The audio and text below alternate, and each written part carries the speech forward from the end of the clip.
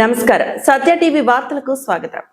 కళలకు కానాచి సంస్కృతికి care of address మన గుడివాడ పట్టణంలోని ఆర్యవైశ్య కళ్యాణ మండపంలో శివజ్యోతి నృత్యాలయం 4వ వార్షికోత్సవ వేడుకలు అట్టహాసంగా ప్రారంభమయ్యాయి. ఈ సందర్భంగా ఏర్పాటు చేసిన జాతీయ స్థాయి నృత్య పోటీలను గుడివాడ ఎమ్మెల్యే వెనిగంట్ల రాము జ్యోతి ప్రజ్వలన చేసి ఘనంగా ప్రారంభించారు.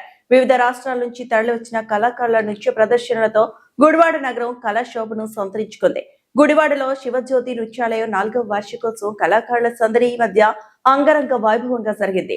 ఆర్యవైశ్య కళ్యాణ మండపంలో నిర్వహించిన ఈ జాతీయ స్థాయి నృత్య పోటీలకు ముఖ్య అతిథిగా హాజరైన ఎమ్మెల్యే వెనిగంట్ల రాము, జనసేన ఇన్ఛార్జ్ బూరగడ్డ శ్రీకాంత్ కలిసి పోటీలను ప్రారంభించారు.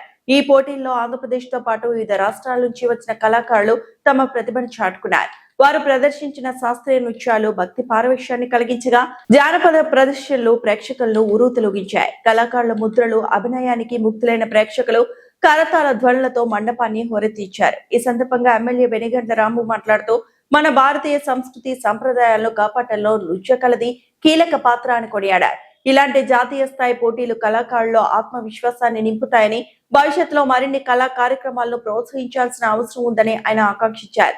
ఈ కార్యక్రమంలో సాయన రాజేష్, చేకూరి జగన్మోహన్ రావుతో పాటు ఆర్గనైజర్ బత్తిన సరిత పాల్గొన్నారు.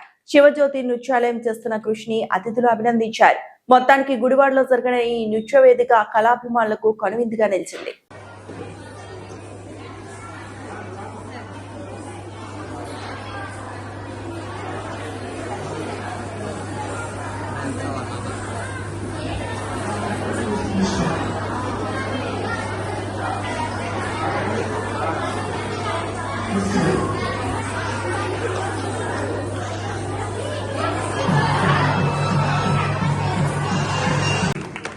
నిదర్శనమైన రూపం రాముడి లాంటి గుణం, కృష్ణుడి లాంటి సంభవం వెనుగంట్ల రాము గారికి సాదర స్వాగతం పలుకుతూ చెప్పండి.